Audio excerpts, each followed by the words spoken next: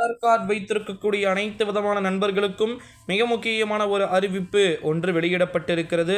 இந்த அறிவிப்பை பற்றித்தான் இந்த காணொளியில் நம்ம பார்க்க போகிறோம் நண்பர்களே. வீடியோவை பார்ப்பதற்கு முன்பு நம்முடைய சமூக கூட்டம் என்னும் சேனலுக்கு நீங்கள் கட்டாயமாக புதிய பார்வையாளர்களாக இருந்தீங்க அப்படின்னா மறக்காமல் நம்முடைய சமூக கூட்டம் அப்படின்ற சேனலை சப்ஸ்கிரைப் பண்ணிக்கோங்க.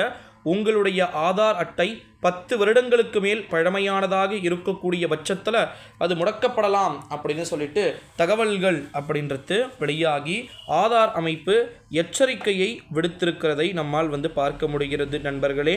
பலர் தங்களுடைய ஆதார் அட்டைகளை இழக்க நேரிடும் என்று எச்சரிக்கை விடுக்கப்பட்டு உள்ளது. காலாவதியான ஆதார் அட்டையை வைத்து பலன் எதுவும் இல்லை, அது எங்கேயும் ஏற்றுக்கொள்ளப்படாது என்று தெரிவிக்கப்பட்டுள்ளது. அவகாசம் ஏற்கனவே 10 வருட பழைய ஆதார் அட்டையின் விவரங்களை திருத்த கால அவகாசம் ஜூன் 14ஆம் தேதி வரைக்கும் பார்த்திங்கன்னா நீட்டிக்கப்பட்டு உள்ளதாம் நண்பர்களே.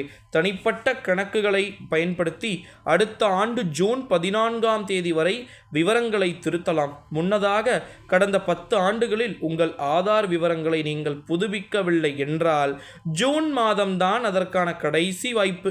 முன்னதாக டிசம்பர் 14ஆம் தேதி வரை ஓகேங்களா இலவசமாக செய்யலாம் என்று இந்திய தனித்துவ அடையாள ஆணையத்தின் UIDAI இணையதளத்தில் தெரிவிக்கப்பட்டது.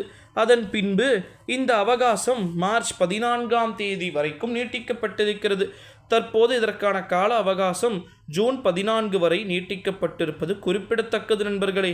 ஓகேங்களா, இந்த ஒரு சூழ்நிலையில தான் ஆதார் கார்டையும் சரி பேன் கார்டையும் சரி நிறைய அறிவிப்புகள் வெளியாகி இருக்கிறத நம்மளால் பார்க்க முடிகிறது. இப்போ குறிப்பாக ஆதார் மாற்றம், உதாரணமாக உங்களின் பெயர் தவறாக இருந்தால் அல்லது வேறு விவரங்கள் தவறாக இருந்தால் ஆன்லைன் மூலம் அதை எளிதாக மாற்ற முடியும்.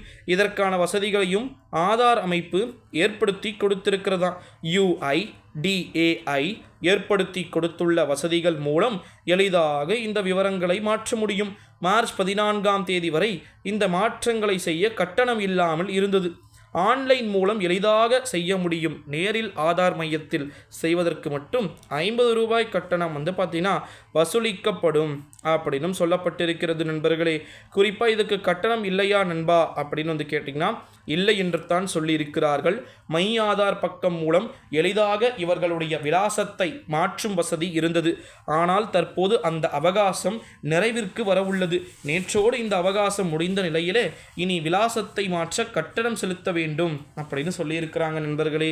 ஸோ ஆதார் கார்டு வைத்து கொண்டிருக்கக்கூடிய நண்பர்களே, உங்கள் அனைவருக்குமே இந்த வீடியோ ரொம்ப ரொம்ப மிகவும் முக்கியமானது அப்படின்னே சொல்லலாம்.